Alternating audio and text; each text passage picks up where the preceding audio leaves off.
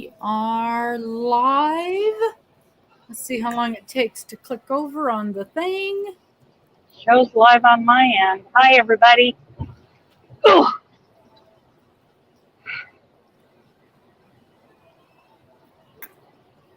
Coming. There we go. Now it shows live on the actual app. Okay. All right. So where are you, Miss Dana? I'm just north of Dunnigan, California, which is just north of Sacramento. Trying to make it down past Patterson for the night to Los Banos? I don't know. Something. Is it gorgeous? It's gorgeous. It looks beautiful. Gorgeous. 83 degrees. Yeah, that's about what we have. Yeah. Huh. It's just about what we have here. Driving through a lot of these little, there'd be small tornadoes, really big dust devils. So, dealing with that today. So, we got some people popping in. Hello, Paula. Hi, Melanie. And Lisa. Hello, everybody. Nice. It looks like Bonnie was in a long time ago. So I doubt if she's still here. Huh. Okay. How is everybody? I hope it's gorgeous everywhere. I haven't heard of storms other places right now. Boy, they sure had some storms in Texas last week. Did they? Yeah, they had baseball-sized hail. The poor cows were running for their lives. Oh, I hate that when they get caught out. Yeah, and there's nothing they can do about it. Yeah. Poor things. But yeah, I haven't heard. That was midweek, like Wednesday. But I know here it was like a light switch. We went from 40 degrees to 70 degrees overnight. And I think it's even in the 80s today. 82. And Paula's got wind and rain. Oh, not good, not good. But it's gorgeous where you are, Dana? Oh, yeah. Arbuckle, California. Nice. College City area. So are you sort of away from big cities right now? Yeah, Sacramento is the next big city, and it's probably another 45 minutes that's ahead of me. That's just down the road. It's Northern California, still, which is pretty agricultural. Yeah, it is. That's a nice area. So what have you been working on? Have you had the orchards? Yeah, I've been working on the acanthus, which is the big scary square from the fruit garden. And I've really been trying to get that moving along because when I got to looking at my deadlines, I need to have that done before August 1st if I want to enter it in the fair. Oh, yeah. So. I need to look at that. I'm going to try to actually enter something for the first time this year. That's so fun. It's so fun to wander through and see your stuff sitting there. Yeah, I want to do that really bad. That reminds me, I didn't even think, and I know I'm going to enter some things, but I didn't even think about checking for the deadlines. Guess I better do that. I think my deadline is like the first week of August. Now, when's the actual fair? Like the second or third week in August. Okay, so ours is ours starts like ours starts the weekend of the Yarny Social. That's why I was not going to be able to do that, and now I can. Yeah. So that's the first week of the fair, and then it runs that weekend, all that week, and the following weekend. So probably our deadline is going to be sometime in the middle of August to put that in. Yeah. Oh, shoes off. I bought these tennis shoes from I want to say just Costco. And I've never had a problem with Costco tennis shoes before. And I think they're Nikes. And when I tie them, my feet go to sleep. It's like it's hitting a nerve. And so I have to tie them super, super loose or I get tingly feet. It's really weird. I've never had shoes do that. Oh, thank you, Deb. I didn't even know you were here. Shoot, where are my pom-poms? Thank you, Deb. I rearranged. And now I can't find anything. I cleaned. It was a problem. Oh. I know Deb likes yarn pom-poms. Okay. There we go. Thank you, Deb. Thank you. Oh, I'm dropping stuff. I got more than one palm. Esther built me shelves over my desk. Nice. And so I had to clean off my desk so we could put up the shelves. And I rearranged everything, and then I got yarn in the mail. Cool. So you don't get to yell at me about my yarn purchase. Nope.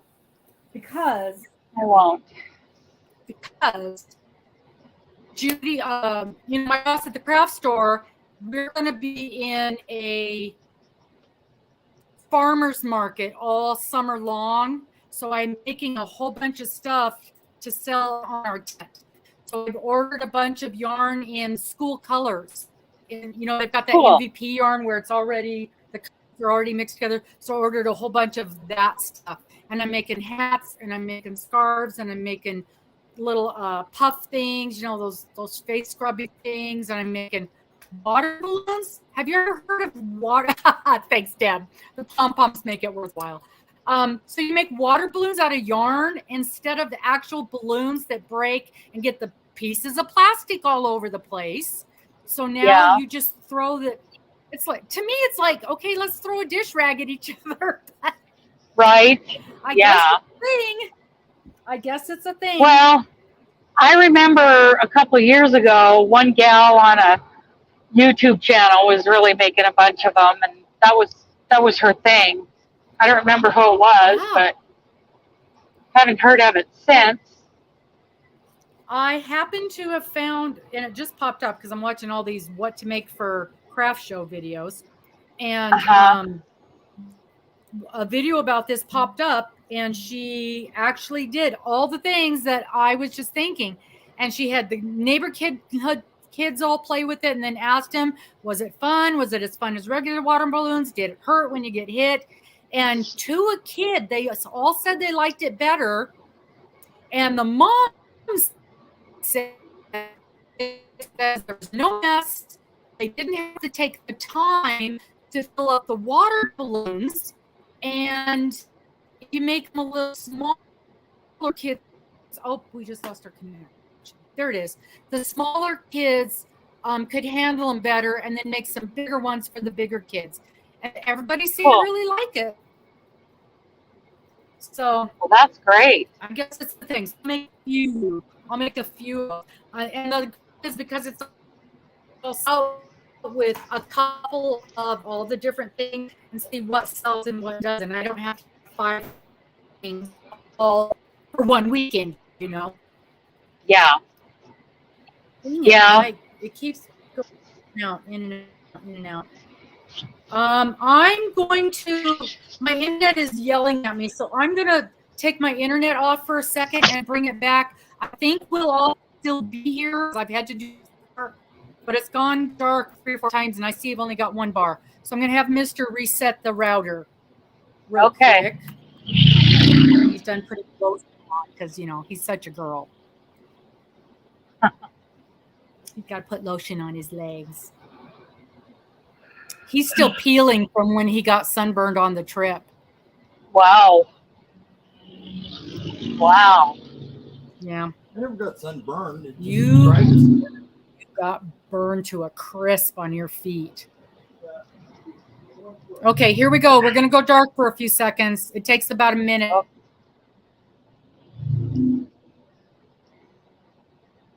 I don't know if you guys can still hear me or not. I'm getting passed by a big bike club. It's like kind of a weekend type bike club, not like the real deal. So I'm 3 miles north of Dunnigan, 41 miles north of Sacramento. I'm probably talking to myself. Let's see.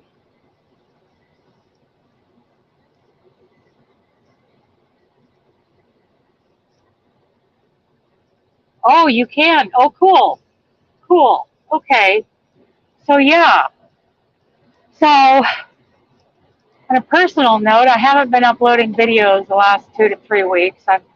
It's been kind of, it's been weird, to say the least. I've done a lot of self-reflection, old memories. My college boyfriend kind of popped into the picture again, and that, caused me to do a lot of self-reflection and self-evaluation, and yeah. So, but I'm, when I get, really drawn into myself like this, it's not really a depression. It's just really drawn into myself. I don't worry about it. I don't stress it, because I know that, there's always the other. Just keep pushing and, use the time. If I need self-reflection, then I need it, and, yeah, I think it's been very revealing, and there's always the other end. Just push through it. Use it. Are you back? Okay, I'm back. All right, she's back. Well, now I have 2 bars, so that's better. Good Lord. So did you get through your class this week? Yes, I did. I did it this morning. Mine was, do you want me to go first? Sure. Okay. So mine was the first part of the gauge and sizing, learning module. And, it goes further, a gauge swatch. It went further into the math of the gauge swatch and the stitches. And I love how she just barely tipped our little toes into the water, getting into all of that. I just love how bite-sized the lessons are. And, if you have 10 stitches in, wide in 4 inches, then, how many stitches is that per inch, and that is just getting us thinking about that, because eventually you're going to use that stitches per inch to figure out your sizing. And I appreciated that. And then I went through. Last one I got a new Garmin GPS. It's very nice. It's very nice. I got it very free. Ooh, even better. Because I used my my truck stop points that I've been saving up for years, and I got the whole thing for free. So anyway, that's that voice we just heard talking. So then, once I went through that, and I didn't do the swatch because I'm driving truck. I went through this, the membership challenge that is currently finishing up, which is the Tunisian. And I watched the videos and, all the learning in the Tunisian membership challenge. And, she does giveaways throughout, it I don't know. There were 3 or 4 giveaways, I think, with this membership challenge, where she'd show how to do this Tunisian dishcloth, and I loved it because it wasn't just the simple stitch, and it had a single crochet border around it that was a different shade of green than the body of the washcloth. So I loved it. It was very simple, but I loved that it was the knit stitch. And it was beautiful. And I think her name is Julie, the one who does the tutorials for these projects. I think she's just great. And then like at the end of that, it was like post your finished projects, and we'll have a drawing for a prize. And she was doing giveaways. And then the next one was it was actually Tunisian in the round with two different colors. Like there was a gray and there was a green, and how you drop one, pick up the other, and doing it in the round for a cup cozy. I loved the way that turned out. I had to watch that video a handful of times to really start to get my head around it. It's not hard. Mm-hmm. There's nothing hard about it. It's not one of those patterns that's like, hold my beer and watch this or anything. Yeah. It was pretty simple. Just to get my head around the process, I had to watch it like 3 times this morning. And she used a bamboo double-ended hook. Right. I think it was a J hook with worsted weight cotton, and it just turned out amazing. I just loved it. And then, and because I'm behind in the whole process, because I haven't been following along as, the whole membership challenge was going up, I saw that somebody won the giveaway out, by posting pictures of that cozy.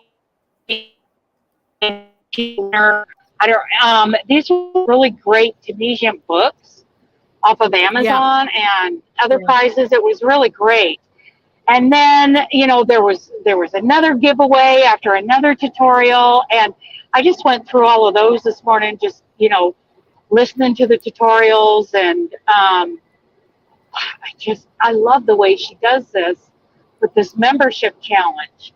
And it makes me think, I wish I, didn't have such a list of projects on my scorched earth list that, I just added another one, a sunflower granny square blanket.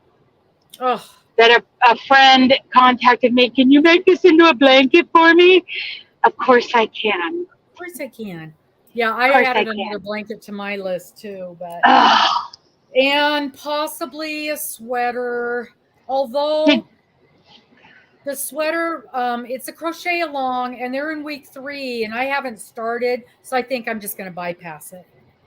Well, replace that with Mr.'s next best. Yeah, I need to work on that. Well, and see now again, because of that craft fair, so now everything gets set aside while I try to make 300 little things that I can sell at a craft fair. Right. Well, and is the blanket that desert bloom? No, that's in addition to that. Okay. This is an additional fall project that I can't. Okay. Yeah, but. Okay. Well, that desert. What's that desert one called? Is it called desert? High desert. High desert. Isn't that just gorgeous? But you know what I did? It's beautiful.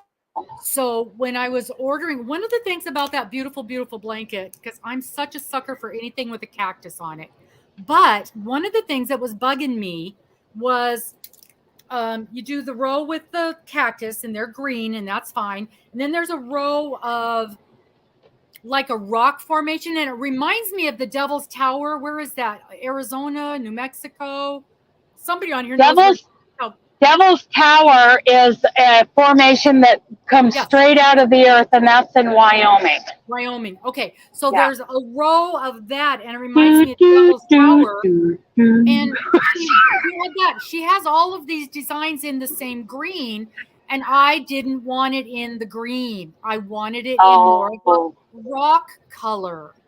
So when I ordered all this beautiful yarn for my hats, I grabbed one color in the rock color. That was the same yarn that I'm using for the base and for the green. And so then there's the cactus, and then there's the rock, and then I think there's another cactus, and then there's a sun, like an Aztec sun. And I don't want that to be in the green or the rock color, but I don't know what color I want it to be. And yeah, she'll be back in a second. Karen, I need to ask you a question. I need to ask you a sock knitting question. I'll ask you real quick while Dana's frozen. Do you have like a base number that you cast on for your sock? Because the pattern I'm using had me cast on 74, and it is ginormous. I don't have big ankles. My ankles don't swell, and I have a size 9 foot. But if I'm doing a top down, what should I be casting on? So yeah, so I need a different color for that sun, and I don't really want yellow, because you know it's that Aztec sun where it's sort of square with the. I went with 2.5 because I knit so tight, but I could go down a needle size. I have no problem ripping this thing out and starting over. I mean, it's literally this big around. I could almost get my head in it. It's definitely big enough for a baby hat.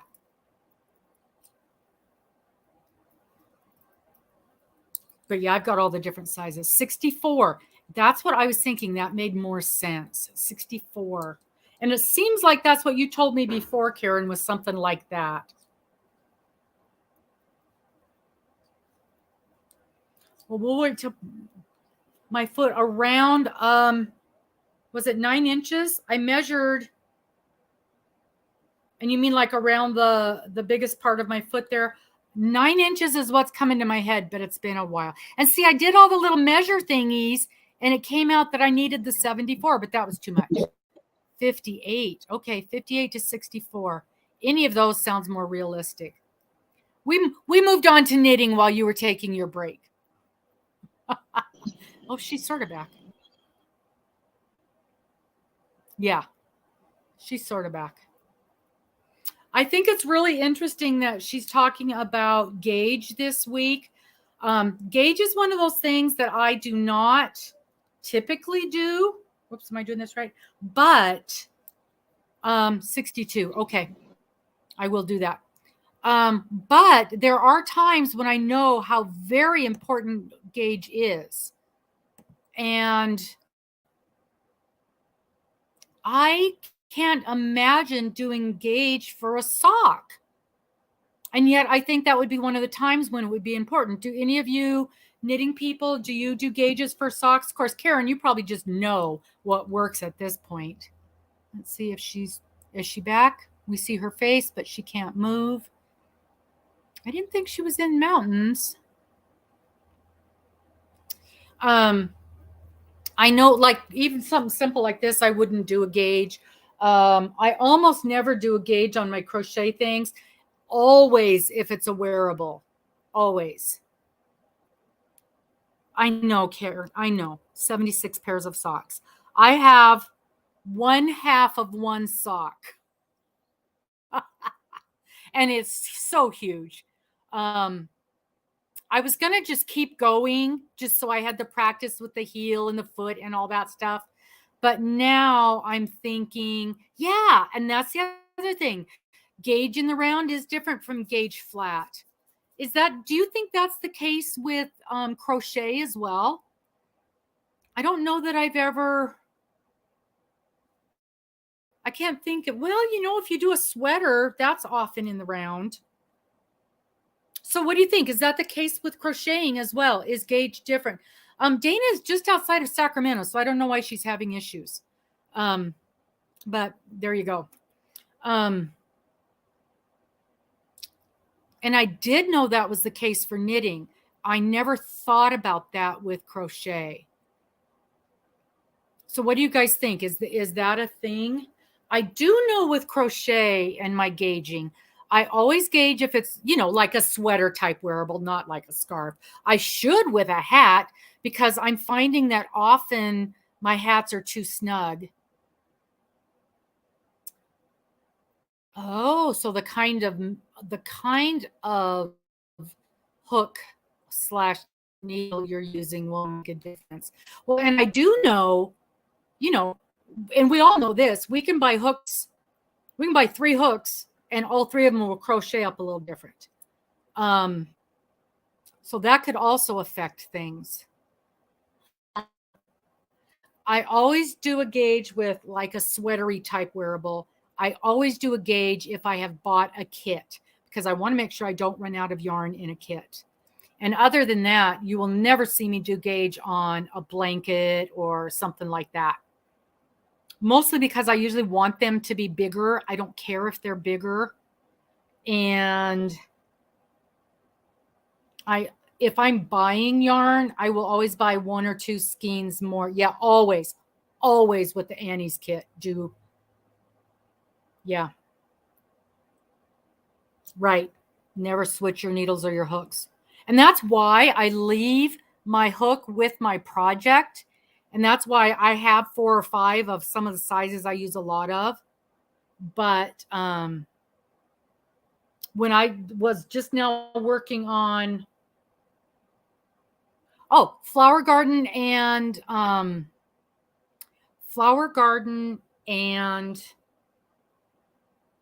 oh my gosh, what is her name? Lizzie used the same hook, same size. And so I'm curious, and I only have 1 of them. So I have to make sure, because if I lose that thing, it's 2 projects that I'm going to be messed up on.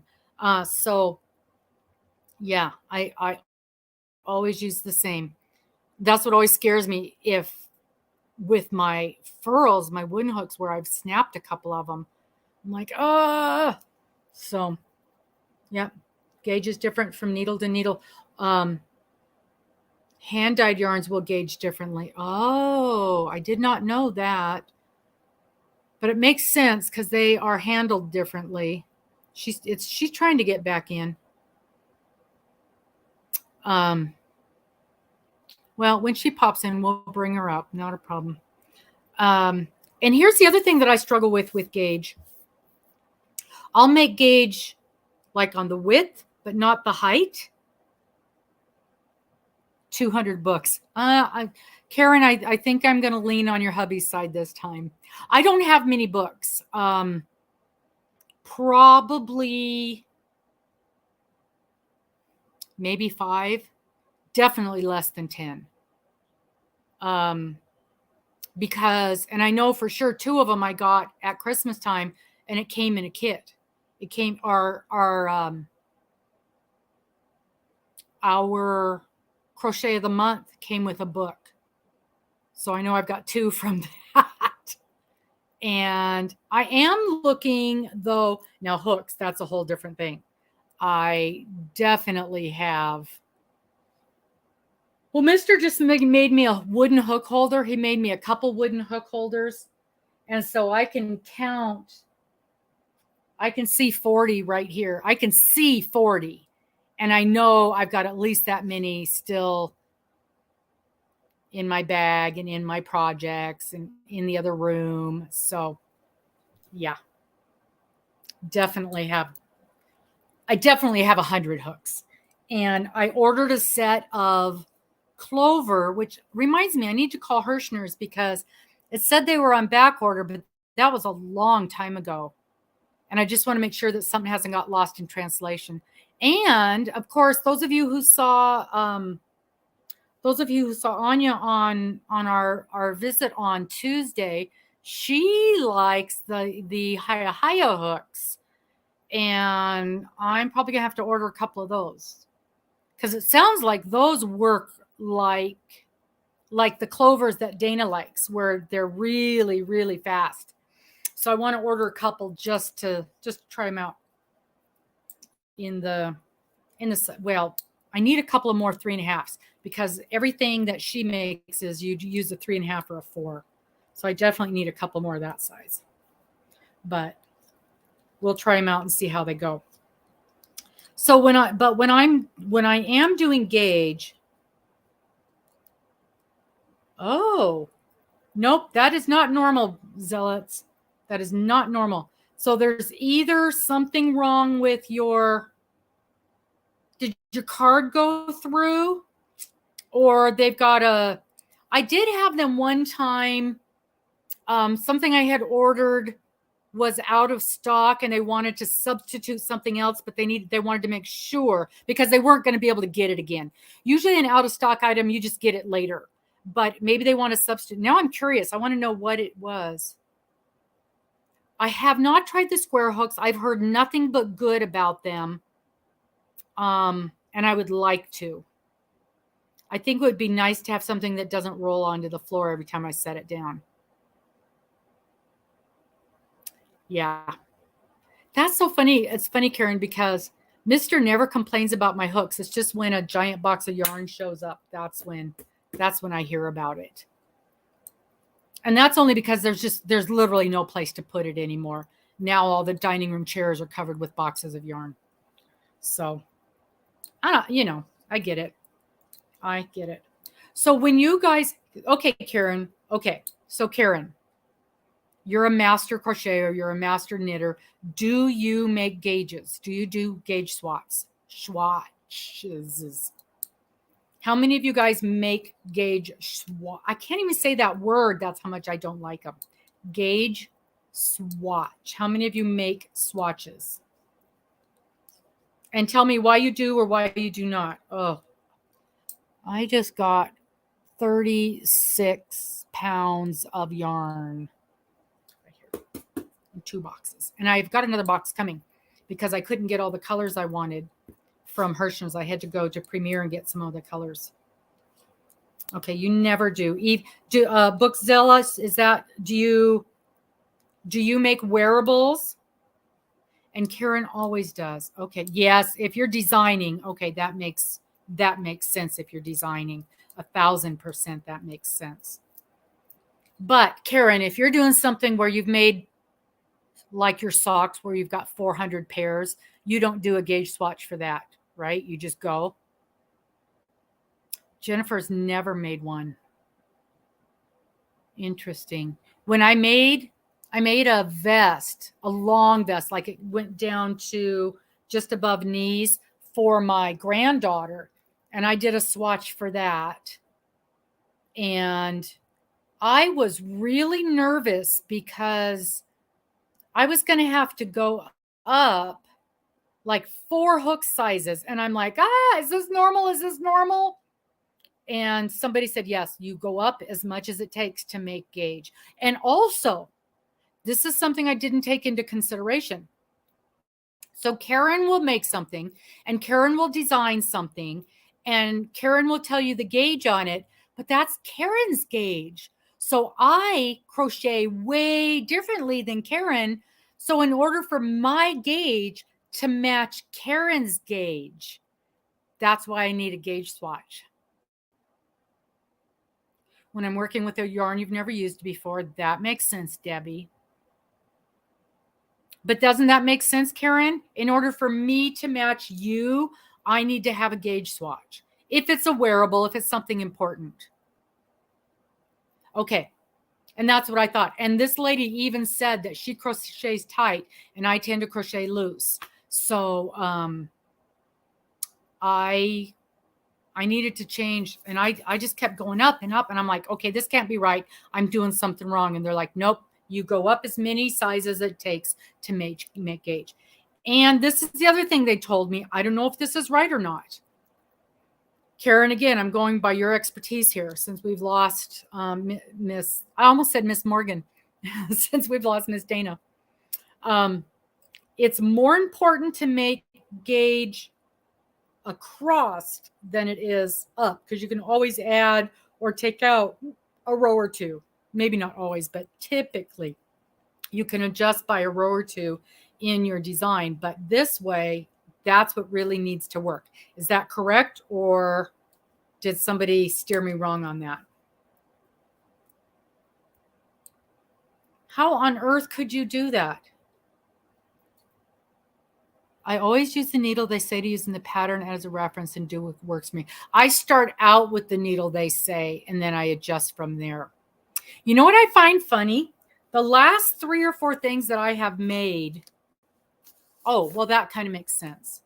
I was gonna say this, but now that I say it out loud, it makes sense. But the last 2 or 3 things I've made, which have said use a size 4 or worsted weight yarn, it'll say on here to use an H, but the pattern will say to use an I. Almost across the board, the patterns are telling me to use one hook bigger than what the yarn is telling me. And so I will do what the pattern says. Most classes teach you to get gauge with the same needle. I don't know how that would happen. How would that happen? How do you do that, Karen?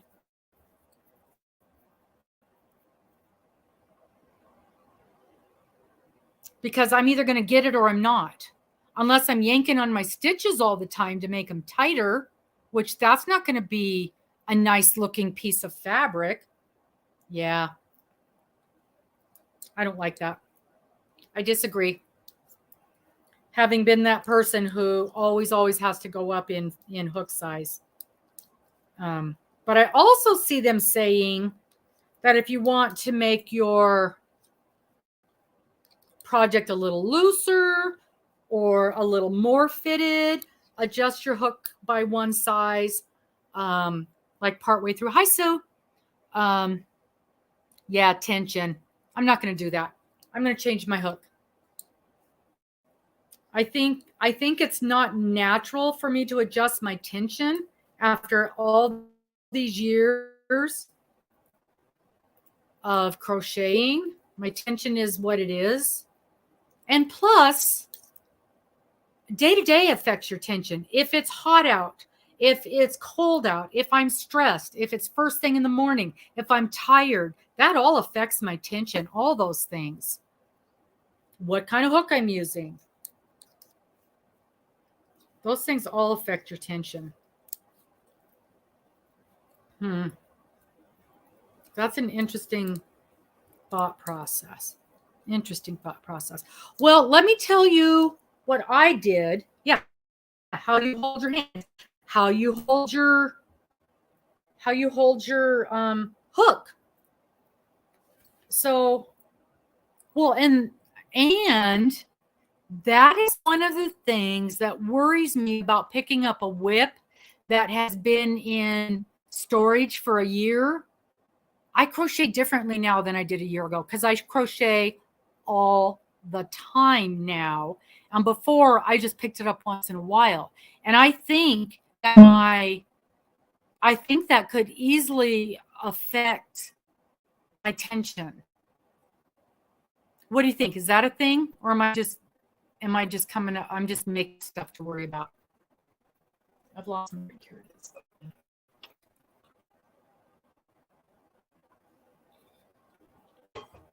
Oh, I'm so thirsty. Oh, I got some lemonade. So my part of the class this week was learning how to crochet in the round, which I have done for years. So I thought I could get anything out of this one. So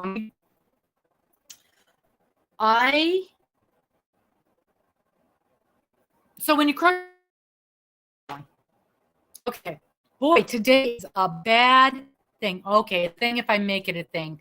Yeah, you know me, I tend to overthink everything. So I'm just going to pick up my project and just go and see how it works. Luckily, the 2 main ones I'm worried about are sweaters, and they're for me. So, which is why they always get set aside. Because it's for me. If it was for somebody else, I would have made sure and got it done. So working in the round, one thing I noticed, because I flew through this because I wanted to get it ready for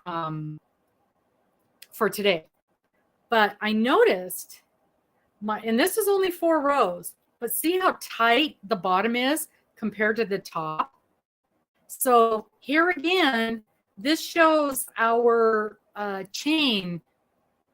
For a lot of people, me, if you make your chain 1 hook size bigger, because it's really pulling that in. But this reminds me of a balloon. So I think I'm going to tighten this up on the bottom and do the top a little differently. And I'm going to have my very first water balloon, my very first crocheted water balloon. Oh, okay. Some yarn stretch, and that affects your tension. Yeah, that's for sure. But anyway, so we did crochet in the round. And crochet in the round today, ended up being double crochet. She had us do 12 stitches. I ended up with 14. And it's tiny. I mean, this is tiny. And she was using some great big, she was probably using a 5-weight yarn. And this is Big Twist value. Ooh, you guys, I don't know if it's still on. Yesterday, Big Twist value at Joann's was 4 for $12. 4 for $12. I thought that was a pretty good deal. And I needed a couple of specific colors that I didn't have. So yellow was one of them. So the big thing with crocheting in the round is, of course, how you make your connection on the back side there. And for me, she had us doing a slip stitch. I don't always like a slip stitch because, yeah, cast on one size bigger. Yes, but that's what and I always know that, but I always forget to do it. You're correct, Debbie. What she told us was she showed us exactly where to make our slip stitch. And that's been one of the things with me. And then to go along and pick up that stitch on the round part and put in a stitch marker where you make that slip stitch, and then make sure you don't count that as a stitch. And that's been my trouble, is sometimes I end up counting that as a stitch and sometimes I don't. Oh, she might be back. Let's see if she can join us. And I think that's one of the things that I have often struggled with, was knowing what to do with that slip stitch. So she just kind of reinforced that what I'm doing is okay, because it is tricky. It's tricky to not think that that's an additional stitch. And I know Dana oftentimes has us do that invisible join where you skip over and run your needle through. And I have a feeling that that's something that we're going to learn down the road. But for right now, we just start with a basic slip stitch. You know what's funny? The last time Dana went through Sacramento, remember all the trouble she had? I wonder if she's having that same kind of trouble. She does not do well with Sacramento. But absolutely, casting on, doing your chain with one size bigger is a great idea. That's something that I will also do that with my knitting, because I do knit tight. Although I'm getting better. I think I'm just calming down and it's getting better. Hey, Free Hanley. I didn't know you were ambidextrous. Karen, are you right-handed or are you left-handed? My experience has been it's only left-handed people who are ambidextrous. But right-handed people, yeah, could be as well. That's interesting. So because I am left-handed, but I crochet right-handed, and now I knit right-handed because I had to teach myself, because it was a problem. And it has made my life so much easier now that I knit right-handed. I still have to write things down to remind myself how to do things, because my brain wants to do it the other day. Oh, you're mostly right-handed. Do you write with your left hand? That's the thing that I always do, is write with my left hand. And there's one other thing. I cut with my right hand. I bowl with my right hand. Now I knit with my right hand. Yeah, it's just, you live in a right-handed world, and it's adapt or die. It really. Oh, you wrote right-handed. I've never run across someone who was right-handed and did some things with the left. Did somebody make you change to your right hand when you were little?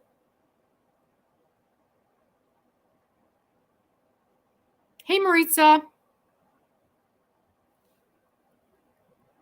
That's interesting, because, I started school with the nuns in the 1st and 2nd grade, and the nuns, they did not do this to me, but they have been known to tie your hand behind your back so you couldn't use your left hand, to make you be right-handed.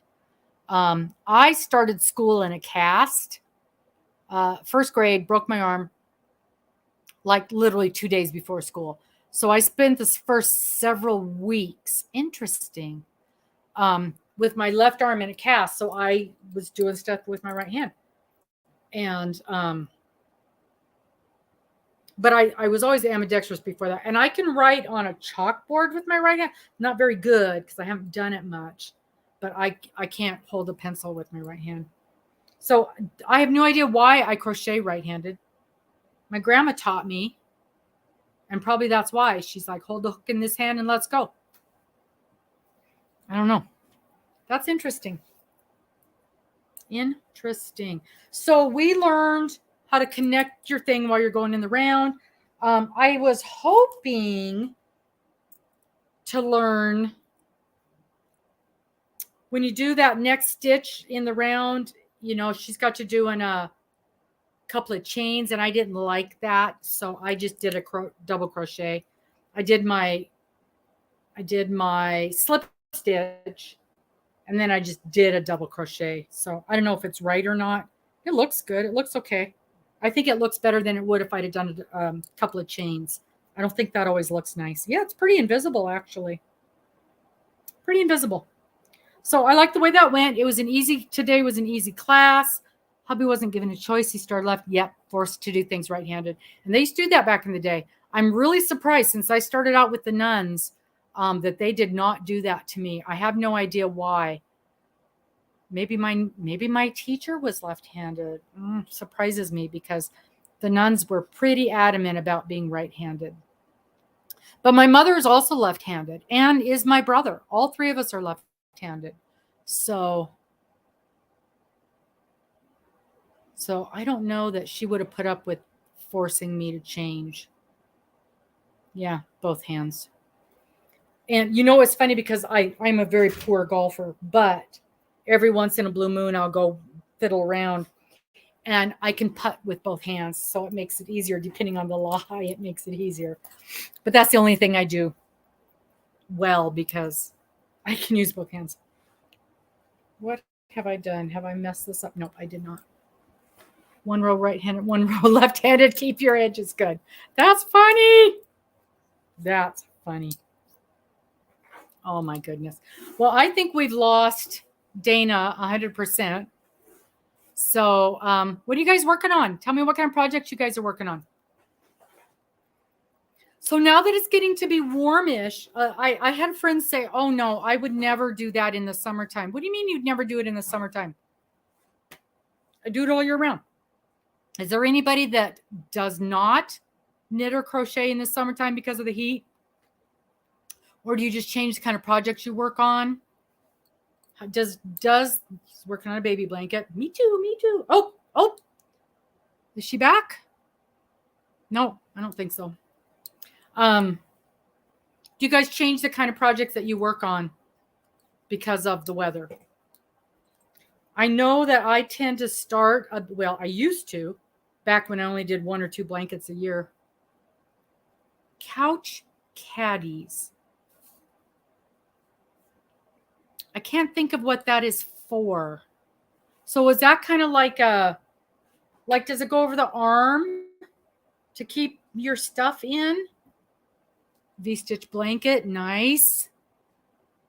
Catching up on your heirloom Afghan sample stitch squares, a cal 8 squares behind. Yeah, that sounds like me. A bag for your iPad, okay, with the star stitch. I love the star stitch. It is so pretty. And once I figured out in fact, I just made, where's that hat? Honey, would you hand me that white bag over there next to the lamp? Uh-huh. Incoming. So I just did this hat, this baby hat. It's so cute. It's so little. So I just did this baby hat, and you can see we've got rows of star stitches here. And the gal whose pattern it is gave us some great tips for beginning and ending the star stitch. And of course, mine don't look nearly as good as hers, but it was, boy, that looks terrible. It really made a difference in how, let's see if I can spread this. That's how nicely that looked as you went across. And So that was cool to get those kind of. Let me show you the little dress I got for the new baby. We got this when we were on our trip. Isn't that just precious? It's going to be big. I thought it was tiny when I was looking at it. Of course, she was almost 10 pounds, so she might be able to be in this pretty quick. But is that not just the cutest thing ever? Oh, those are crocheted. This is crocheted. I didn't even realize that, you guys, this is crocheted. Look at this. What a dork I am. Look at that. That's all crocheted. And the little flowers are crocheted too. Where's my thing? Where's my camera? Wow. Isn't that something? I don't know what I thought it was. I just saw it was so cute and little, and I just bought it. You know how grandmas are. It's so cute. So this came from St. Martin, I think. She's probably going to ask me when I give it to her. I'll have to find that out. But it is very, very pretty. Is St. Martin the island that has its Dutch on one side and French on the other? So that came from the French side. So, yeah, you crochet in the summer. Okay, good. Summers are very short. Outside in the gardens. Okay. Yeah, our summer isn't that long either. But, like right now it's in the low 80s, which is weird. Last year it was snowing at this point. So we'll have May, June, July. July will get really hot. August is really hot. And then by September, we're back down in the 30s. So, yeah, we don't have a real long season either. But it has never affected what I work on because, I'm usually inside when I'm working. I'm not sitting out in the heat. 7-step grandchildren. Yeah, we've got. Not everybody has air conditioning. That's true. Not everybody has air conditioning. 78 here today and 2 feet of snow, right? Yeah, I haven't. 82 degrees outside. Oh, it's 82 here right now. I thought it was pretty warm. Pretty warmish. But. Okay. Oh. I got alcohol in my leg. So I know that. And there's so many small things that you can make too, where they're not like completely sitting in your lap. Everything isn't a blanket. Oh, it's still only 52 there, Karen, huh? I do have short sleeves on. I got out my t-shirts, but everybody else around here is wearing shorts and sandals, and I'm like, no, it ain't warm enough for that. That's for sure. You're kind of in the mountains though, aren't you, Karen? Work out there. Yeah. Smaller projects, something. Yeah. Yep. I know. Between my Lizzie blanket and this, and now trying to get some things done for the craft sale, it's I'm going to get behind on my project list. But I'm hoping I've got 1.5 skeins of yarn left for this. I'm hoping to have this done by the weekend, by next weekend. That might be pushing it because I've got to work a lot this week. No, it's not going to be done by next weekend. 2 weeks. It'll be done in 2 weeks. Work on whatever you want to do. I know those yarn shops. 98 in Phoenix. Yikes. Did anybody go? Because this weekend was in recognition of the local yarn shops. So we only have 2 here. So I went to both of them. I went and touched and fondled all the pretty yarns. But I have enough yarn. I have enough yarn. But, and buttons, I've been buying tons of buttons lately. Boston, Mass area. Oh, you don't have an LYS. Yeah, we've got the 2. And okay, so this is so funny. I had it in my mind. So we've had the 1 for a long time, 15 years. And it's in this really cool old building. It used to be a factory. So it's this old brick building with beautiful wooden floors. And there's 2 floors. And 37 in Swayze, Indiana. Yikes.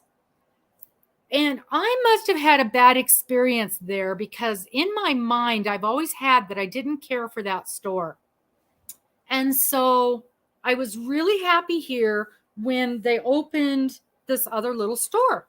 And it's really only about a mile from the first one. So it's funny because in our great big city, we only have 2 of our local yarn stores are within a mile from each other. And literally you go down the same main road to get to them. And so when the new one opened, I started going there, and that's where I had all the problems with that class that I took with my sock class. But I still had it in my mind that I liked that store better. So I went into this other the original store. I could not believe the difference in the atmosphere. And I don't know if it was because it was maybe different people, from who originally had it. Maybe it was because it was the local yarn store day and everybody was like, on. But I really enjoyed the atmosphere in there. So much better than the store that I wanted to be my store. Just the interaction on the same day from the 2 stores. Like for instance, I went into the one that I would consider my store, and I've taken a class there, so the lady knows me, and they didn't even get up when I walked in. There's 3 of them in the back in their little knitting circle, and they're like, "Hi, take a look around." I thought, well, that's kind of weird because she didn't recognize me. She didn't know that I'd been in there before. And I went into the back and said, "Hey, howdy, I'm here just to kind of support you for the local yarn store day." Okay. She didn't tell me if they had any specials. She didn't tell me that they were showcasing someone's yarn. Nothing. And I did not feel welcomed into that store. And when I went into the other store, the one I didn't want to like, there was about 5 employees, and I was greeted at the door. When I went by the cash register, she greeted me. "Hey, if there's anything you need, let me know." When I was wandering in the back, someone came up to me and said, "Do you crochet mostly? Do you knit mostly? Are you looking for something special?" Had an actual conversation trying to find out what my needs were. And I was impressed. And then I told them that I was looking for a knit pattern that's very simple, but at the same time had just maybe a couple of elements. I said, I can knit, I can purl, I can read a pattern, I can read a chart, but I don't know how to do any fancy thing. And so the guy sat down at the computer and came up with a shawl pattern for me, told me what I needed to do, because I told him I like a big shawl, told me what I needed to do to make it bigger. And there was one scary part on there. He walked me through how to do the scary part, and it's just a yarn over, which I've done by mistake before. And then he said, "But if you find that you want to be around somebody when you get to that part, just come in and sit down with us, and we'll be happy to hold your hand while you're doing it." And I hadn't even bought anything from them at that point. I was so impressed with them. They now have a new customer. Who's that? This weekend was local yarn store appreciation day, and I was telling you, we have 2 stores. I went to both of them, and the one that I consider my store, I didn't even feel welcome in. And when I went to the other one, they could not have been nicer. Absolutely could not have been nicer. And and like I was saying, that they told me when I get to this part of the pattern, if I'm not comfortable, just come in and sit down. They'd be more than happy to help me with it. And I hadn't bought anything from them at that point. Cool. So they've got a new customer, and the store I want to like, I'm done. Yeah. Because I've had like That's too 3 bad interactions in a row with them. That's too bad. But did you give away the class? no, I haven't. We've been talking about gauge and how important it is and how all the different things affect it. Thankfully, Miss Karen, I think Miss Karen has been here in your stead talking to us about the importance of gauge and how everything affects gauge. And she even told us some things that I was not aware of, which you probably are now, like how especially knitting, when you're working in the round, your gauge is going to be differently than if you're working flat. Wow. I only knew that because of sock gauge. And she told us that if you're working with hand-dyed yarns, your gauge is likely to be very different than if you're working with mass-produced yarns. Mm-hmm. And we talked about everything from the temperature to your stress level to what you're working on can affect your gauge. Yes. And we're talking Karen as in KB Fibers? Correct. Yes. So how important the gauge swatch is. And of course with me, I always say, you'll never catch me making a swatch except a wearable and a kit, because I don't want to run out of yarn in a kit. Right. Different colors of the same thing, and you are Mm-hmm. exactly right. Different colors of the exact same yarn. And even when you're holding them, you can tell this yarn is thicker than this yarn, and it's the same thing. But I have noticed that tremendously in my little knitting machine. I've been making hats like crazy for this fair, this craft fair, and I've got a blue skein of yarn that I desperately need. My machine will not knit with it. It will. Wow. Excuse me. It absolutely will not knit with it. And I've done it with other colors. I've done it by itself. Will not knit with it. So I'm hoping a different skein. I'm going to try that. I'm going to try a different skein of the same color and see, because I know how picky these machines are. But yikes, because I need that color blue. So yeah, you're right. Different skeins. And I found that out when I was trying to do Miss Dana's hag stitch blanket last year. And I struggled and struggled and struggled with the yarn that I had chosen. The pattern is wonderful. My yarn gave me fits. And it was like this. My edges were like hourglass because they were just working up so different. And I find that the darker colors, and maybe they have to use more dye in the darker colors, but I find darker colors tend to be thicker. The reds and the blacks, especially Red Heart. The Red Heart red is much heavier than the other colors. Have you guys found that as well? Hi, Ellie. Thank you for coming in. Oh, is Jack up there? I didn't see him. I missed him. I've got the sun is. He was. I can't see anything. Well, tell Jack hi for me. Hi, Jack. Miss Morgan. He's back in the back now. Oh, he's hiding. He's had enough. He's had enough of this group. Miss Morgan went and played with her new kitten today. Oh. I think it's coming home next week. Cool. I think it's old enough next week.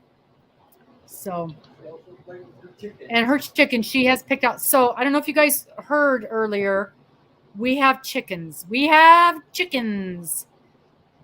we ended up with 16 baby chicks. We're allowed to have 10. When Mr. was looking at chicks yesterday, they were like, we want the rest of them gone. If you take them all, we'll give you a deal. So, of course, he took them all. But we know that baby chicks have a tendency to not all survive. So we figure we'll probably lose one or two just naturally. And we also know that we can't have boy chickens. And so there's likely to be at least a couple boy chickens. And so so you got a straight run. Those become dinner. Apparently. So you got a straight run then?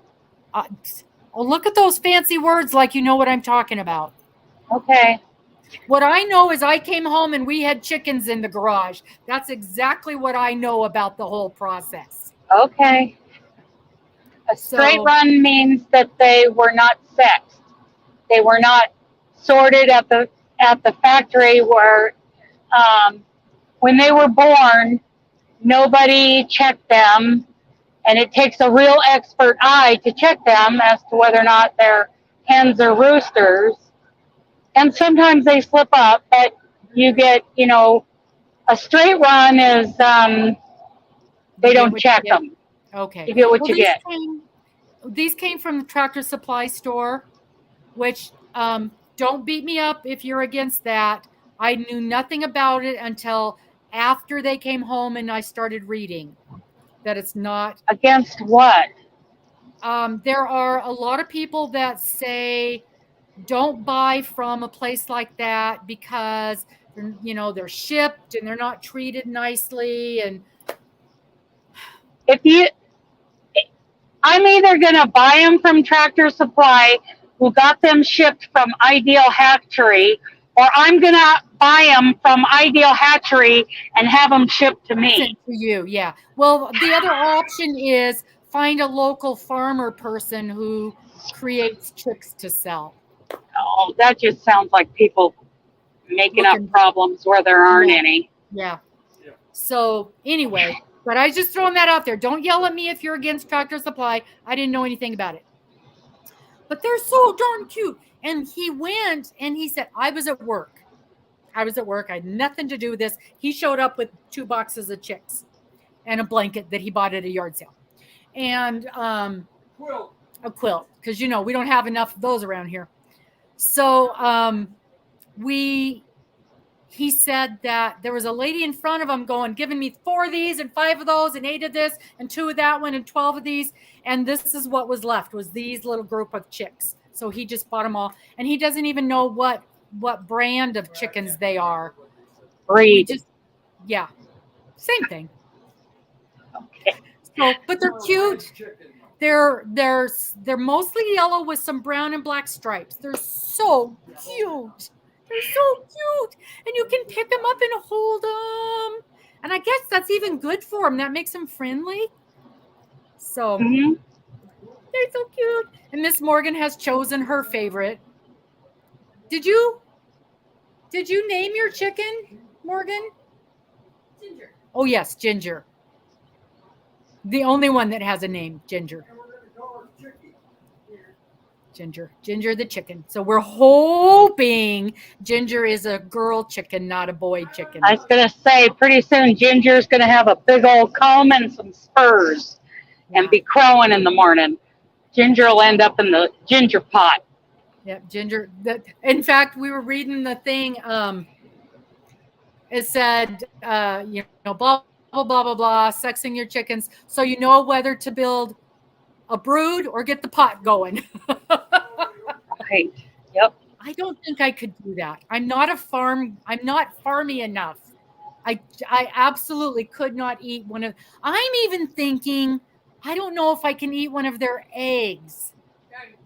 You think so? I won't have the attachment to an egg that I will. No, to a chicken. So. Well, I know, but it's our babies. It's okay. Okay. I'm not going to tell you. I know. It'll be fine. I'll get used to the eggs. Just don't tell me at first, okay? Ginger's already the loudest one out of the bunch. Yeah, so Ginger's very loud. I have a suspicion. And then, that's right. Eggs are not the chickens. An egg is an egg. Okay. I will eat the eggs. It's just going to be a little weird for me the first couple times. Because, that's how I am. But, she loves her chickens. They all have names. Yes. And once we get down to the, the final 10, although, if it ends up being 11 or 12, somebody's going to have to complain to the city, who then's going to have to come out and count my chickens. So, okay. Yeah. I know the eggs will taste really good. I do not. In fact, I can guarantee I will not be able to eat a boy chicken that has to not be part of our group. I can guarantee that. what would happen is Mr. will just present it and won't tell me, which is the only way I'll be able to eat it. And then I'll go, oh, that was really good. And he'll go, it was one of our chickens. And I'll go, ah! So that's how that'll go. All right. Let's give away a class. I have my tool all ready to go.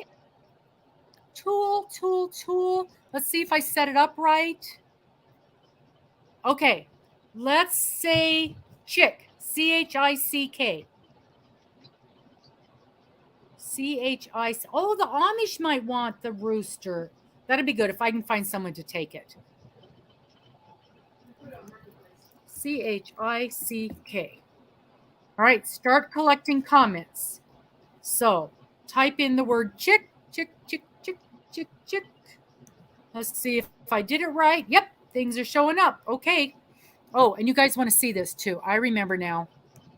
We got to go here and we got to go share screen and we got to go giveaway tool and we go share. And then we go back up here. Is it there? It's there. Look at that. Yes, I know, Deb. I know. Yes, I will eat the eggs. It's just the first couple times. I'm such a city girl. Although I do know that real chicken has bones in it. My grandchildren did not know that because all they had ever eaten was chicken tenders. They didn't know that chicken came on a bone. I had to teach them that. So I'm not as bad as some people. Okay, so the class we're giving away, Dana, do you remember the name of it? Because I never can. Like crochet skill building workshop. That's it. So it's another one of, excuse me, I'm choking.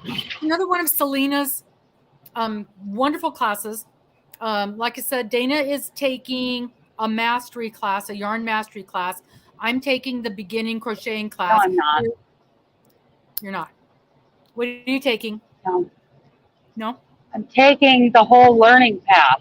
Yarn mastery was just the first thing. Then it went into, I've been through several different modules since then. Oh, I thought you were still in the same one. No, I haven't been in that one for 6-8 months. I've been moving on to the other classes that are all within the learning path, and now I'm in sizing and gauge. Okay. So I'm still in beginning. And I did not learn any kind of symbol-y thing this week. I got really, really excited when I was learning to read symbols, which has helped me in some other things already, even as little, the teeny tiny bit that I know. So again, we're just kind of testing the waters on a couple of the classes that are available. She's got tons of classes. They're fantastic. It's $10 a month, $30 a quarter to be in her program. And there is so much amazing content that it is well beyond worth what you end up paying for it. So I think Dana and I both are just huge fans and big supporters. So what you're getting is one of her classes. And again, as always, we would ask you, if you've already won one of the classes, please don't enter again. And when you win the class, I'll have you send me an email and then I pop your name over to her and then she sends you a link for the class. So is everybody in that wants to be in? Karen? And please, if you win, do the class. Yes. Yes. I mean, this is a huge value, and I hate to see all these classes we're giving away go to waste. Mm-hmm. And because of Dana. That's a huge value. Huge value. And she gifted me this class. Salina gifted me this class, and I would have let us sit there, and Dana said, no, we're going to do this. You're going to go through it every week. We're going to see what we've learned from this. Thank God for Dana, because it would have been one more thing in my stack, and I wouldn't have done it. And I have learned so much from this class, so much. And even if I don't learn a new skill, she is reinforcing that what I have been doing is correct. And that's important also. Yes. When my granddaughter was little, my daughter took her out to go pick peaches. She came back and told me, "Did you know peaches grow on trees?" Isn't that awesome? Yes, That's it's cute. awesome. Okay. Well, it strengthens your confidence in your crochet. Yeah. Absolutely. All right. Let's pick a winner. How do I do that? I got to go over here. Okay, we've got 8 people in for the draw. And here we go. Ready, set, go.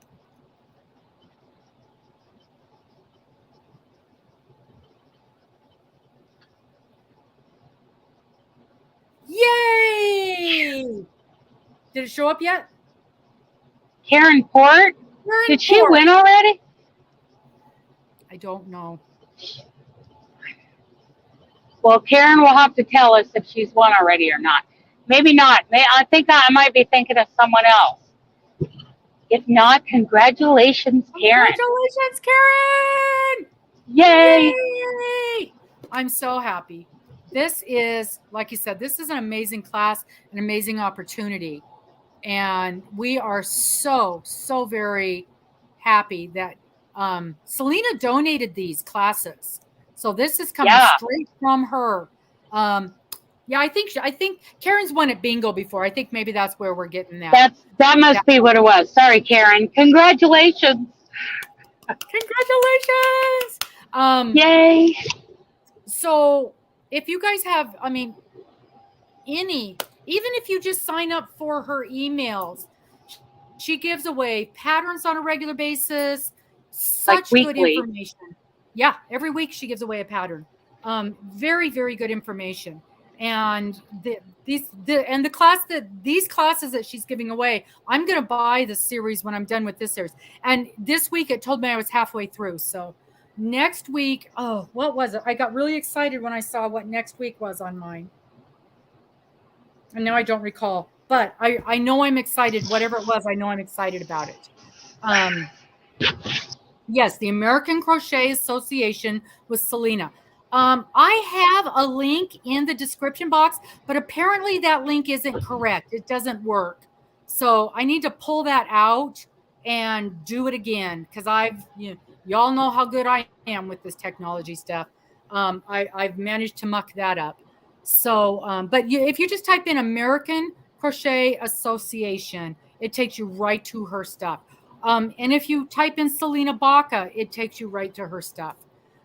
So great classes, great program, great lady, good information, and really interesting. I like the way she teaches. She doesn't like dumb things down, but you never feel overwhelmed by it, if that makes any sense.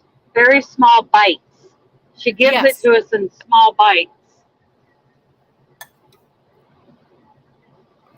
Yeah, so you're never overwhelmed with the tons of information that is coming at you.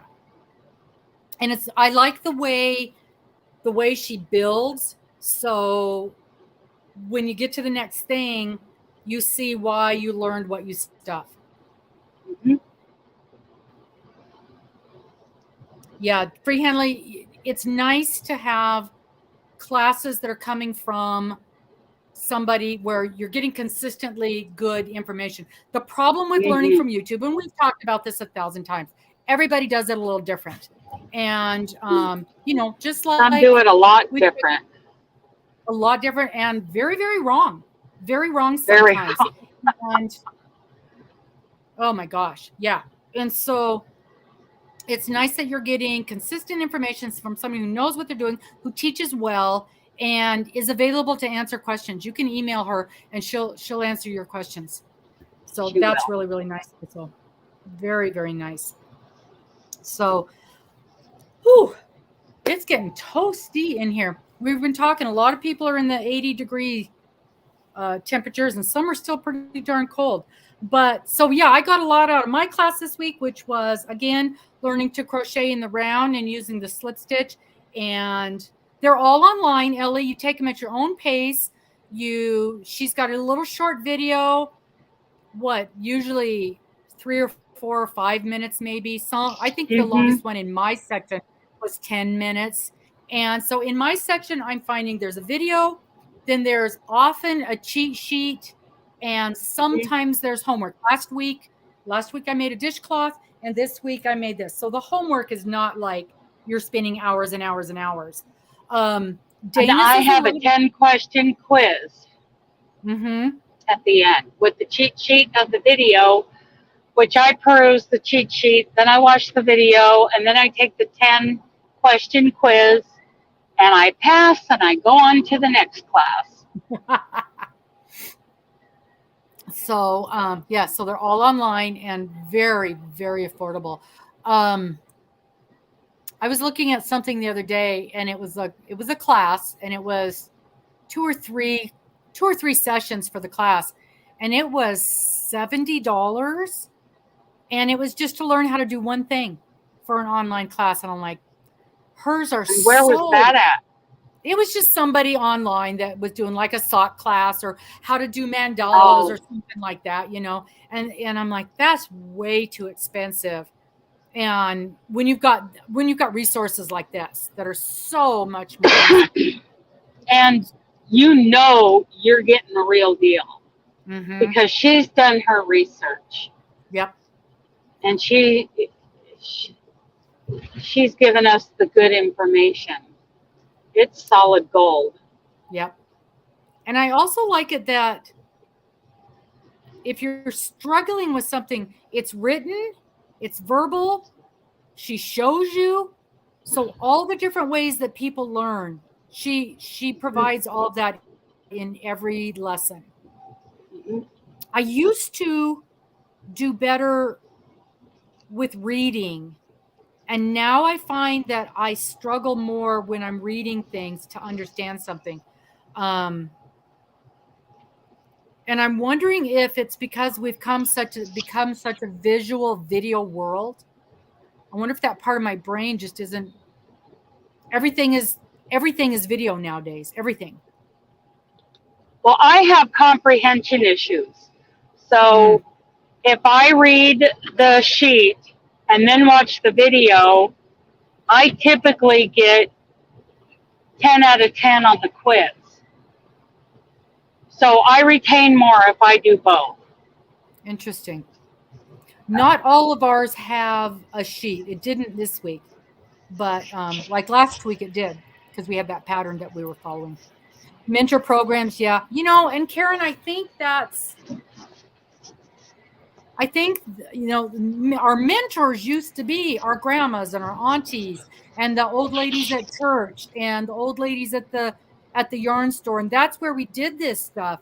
And I think we've lost that a little bit. Your crochet groups. Dana just connected up with her crochet group and she's loving it. I have found a knitting group that I've yet to get to, but and like Laura, my loser friend Laura up in Alaska has started a group too.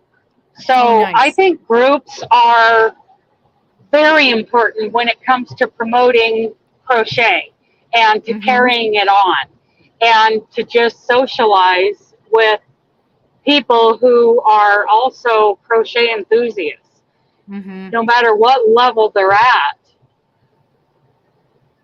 I think those groups are important. So important. And I'm wondering if maybe because so many people picked up the fiber arts during COVID, that now they're looking for groups of people to do that with. Now they can do that. Yeah, absolutely. I've run into so many people online and in person who started crocheting in 2020. Tons. Yep. Tons, yeah. Oh, Karen's saying there should be mentors for going pro, especially for tech editors. Yeah, you're right. And it's right in there, so everybody's teaching the same thing. But, anybody with an iPhone, anybody with a camera can record a video and say, this is how you do it. Yeah, whether it's right or not. Mm-hmm. Yeah, whether it's right or not.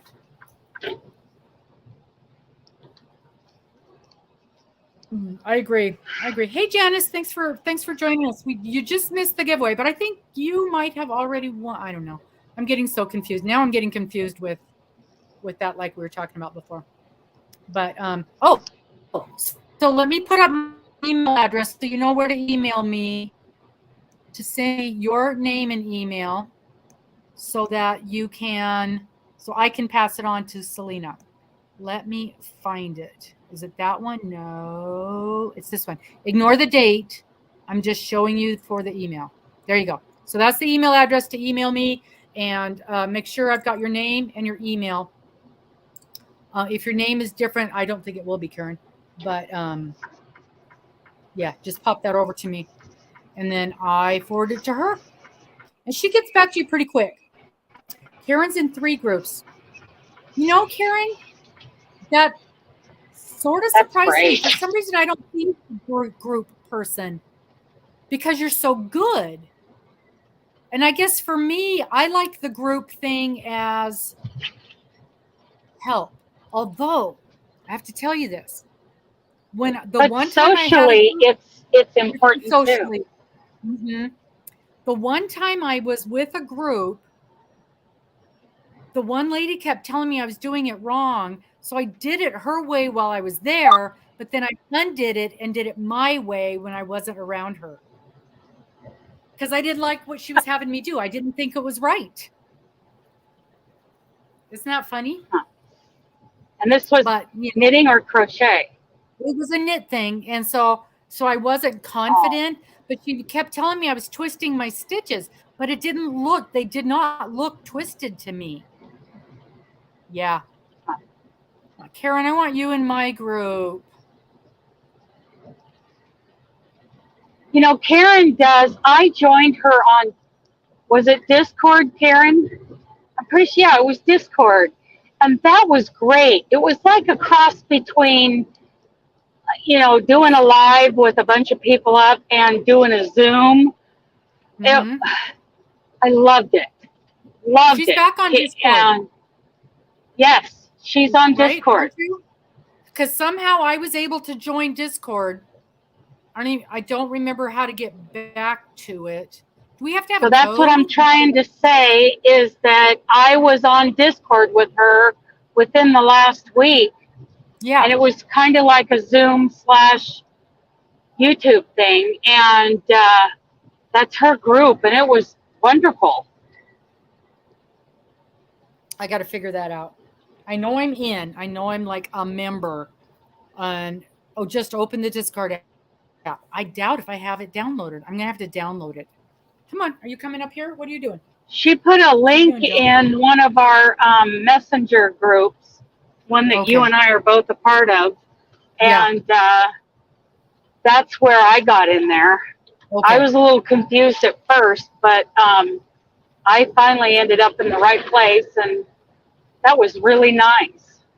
Yeah, I'm going to have to find that because I definitely need that in my world. Debbie says, we have crochet groups, knitting groups, embroidery groups, and cross-stitching groups all around you. That is wonderful because I have not, the only thing I have found here is the one knitting group that's at the library. And they've invited me. And I don't know why. It's like Wednesday afternoons at 2. And I don't know why I think I don't think about it, or I usually or you're given a first aid class. Yeah, boy, that has really ramped up. That reminds me, I gotta make some phone calls tomorrow. So yeah, I've been really focusing on that and not crocheting as much as I want to. But you know, there's always something, and I can't crochet as much as I want to. So embroidery, Debbie, you embroider as well? I never could. My embroidery is just terrible. Oh yeah, absolutely. The membership is the best way to go as far as prices. Now, having said that, I do not know, and Dana probably knows better. I don't know if every class is included. It is not. Some classes, I think that's what I saw Dana do. Some classes are separate from the membership, but there's a ton that is included. Yeah. I didn't even do them. Yeah. The membership challenges that she does are amazing. And to participate in them, you learn a lot. Everything's done for the sake of teaching something, and then there are prizes given. When you share your work, you get, randomly people get drawn for a gift, giveaways. Yeah, that's really cool. KB, you've got a blue dress, so you should be able to post that. There you go. So there's the Discord link. It was great being in there with Karen the other day. And then I got to meet one of her friends who came in with us. It was so nice. Is there a specific time when you guys are there? Because I know you're on your website that won't let me. Twitch. She does her Twitch stream during other times that she'll have to give you all that stuff, but she does a Twitch stream. Mm-hmm. Oh, this is so funny. Discord just sent me something. Oh, it's a hello. I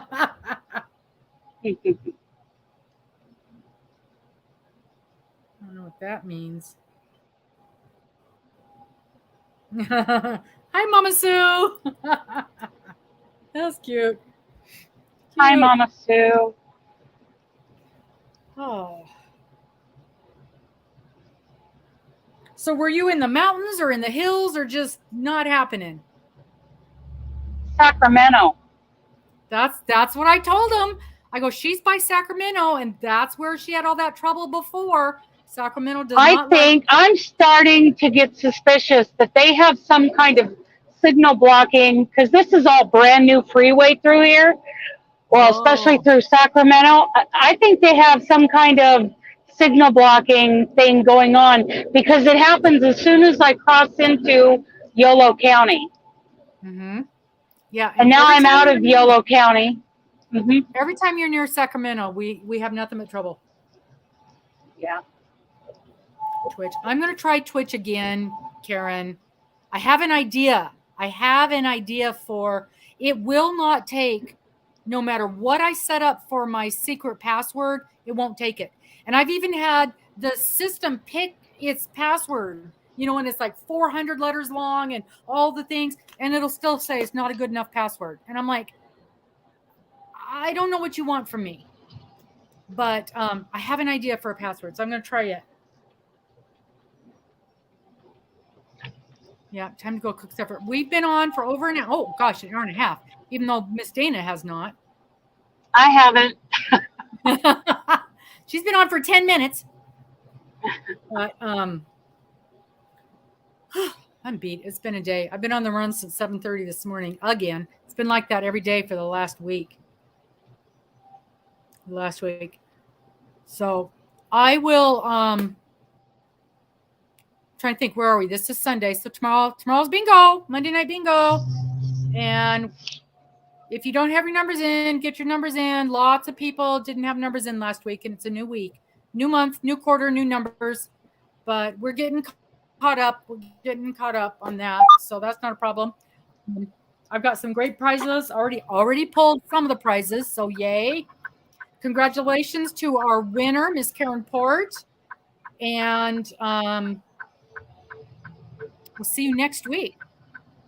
I wish I could remember what my homework was, but I can't. But I remember I was excited when I saw what next week's was. So do you know what your next week is? Do you look ahead? I didn't look ahead.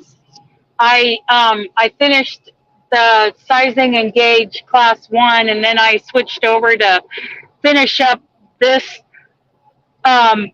month's membership challenge, which was all of these really cool Tunisian things. Oh, that's right. You're Tunisian. I'm almost on the verge of doing Tunisian again. I'm almost over my shell shock from it. There's just so many beautiful things. Hmm. Mm-hmm. Do you have a Tunisian hook? I have a set from Clover. They're bamboo, and they have little threaded holes in the end of them. I have several different size cables with stoppers on the cables that thread into the backside of these bamboo hooks. Now, the Tunisian that I was watching this morning, that Cup Cozy, so that's Tunisian in the round. She was using like a bamboo double-ended hook. Double-end. Yeah. Now, back in the day, we called that crow hooking. Yeah. You used a double-ended crochet hook. And I've seen people use that. So was she using both ends? Yes, she was. And it also used to be called crow knitting. Mm-hmm. Mm-hmm. My mom did that. Lots she of did different names. Her favorite blankets was made using that crow hook. But you were very limited in how big it could be because it could only be however many stitches you could fit on that thing. Now, Glenda has these wonderful books on Amazon. Glenda Wieckelman, Creative Grandma, where she has done Tunisian panels. Like, let's say she does 4 panels, joins them for a blanket, and then she takes yarn and she cross stitches the most beautiful designs into the blankets. Yeah. And because Tunisian's kind of doubled up, you can't see the backside of the cross stitch. Yeah. It's all buried inside the blanket, and they are amazing works. Yeah. Stunning. Just stunning. Mm-hmm. Now, KB, the Afghan hooks, I thought they only had the hook on one end. It has a hook on one end, and then on the other end, it's like a knitting needle hook, so it won't come off the end. It's got a stopper on the end. Hook, we used to yeah. It's a whole different thing. Freehandy. It's not like an experienced crochet. It's a whole different process. I have to follow the instructions every time because I can never remember it. You pick them all up, you can do it. Nisi, it's easy. Yeah. You can do it. Yeah, I know you can do it. It's much easier than crochet. Now, when you get to the more advanced stuff, maybe it's different. Yeah, it's a little more involved, but it really isn't bad. Mm-hmm. No, not at all. Not at all. And yes, your edges curl. That's part of the thing. Yes, you're gonna have to block it when you're done to keep the edges from curling. My friend irons hers, but I found when I ironed mine, it took a lot of the stretch. It's like it killed the stretch in the yarn. So I don't. Well, if you've got anything that'll melt with heat, that will kill the yarn. Yeah, so I should have just done a light steam block instead of ironing it. I like steam blocking. Mm-hmm. And there was something else that somebody said that'll help taking the curl out of it, but I'll be darned if I can remember what it was now. And that might just be with your basic. I don't know. Is there somebody in here, Karen? Is there somebody who has done more advanced of the Tunisian to where the edges don't roll? Because as far as I know, the edges always roll on Tunisian. Well, they do it first. And then, like a dish.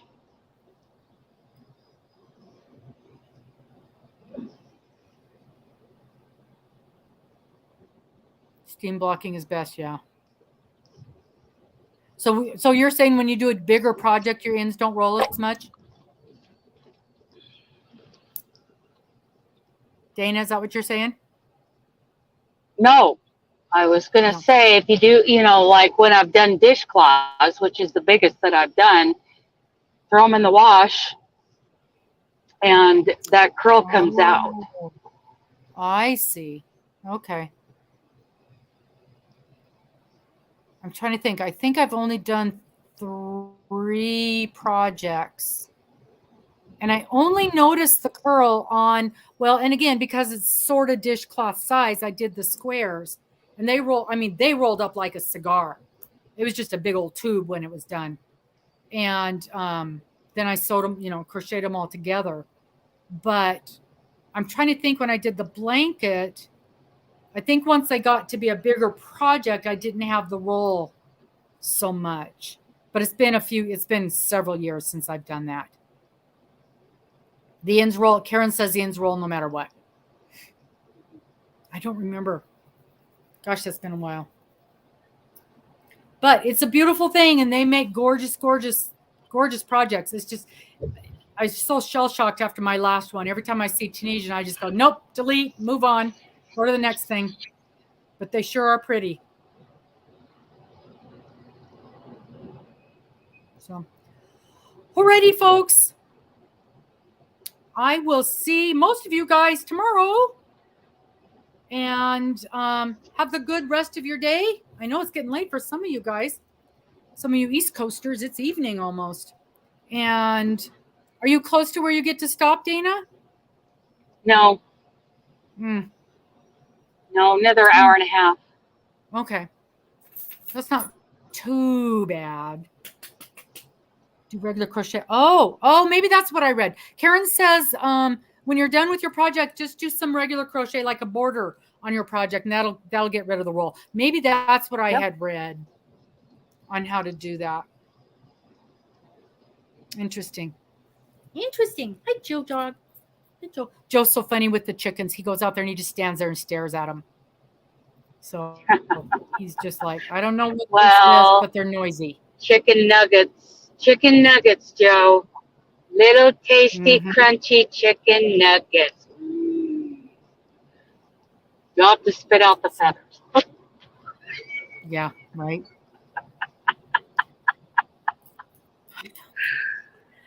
I'm more worried about the cat than I am about the dog. Yes, you should be. You should be. Yeah, that's not going to be good. We'll see you guys later. Bye-bye. Remember how to do this and broadcast.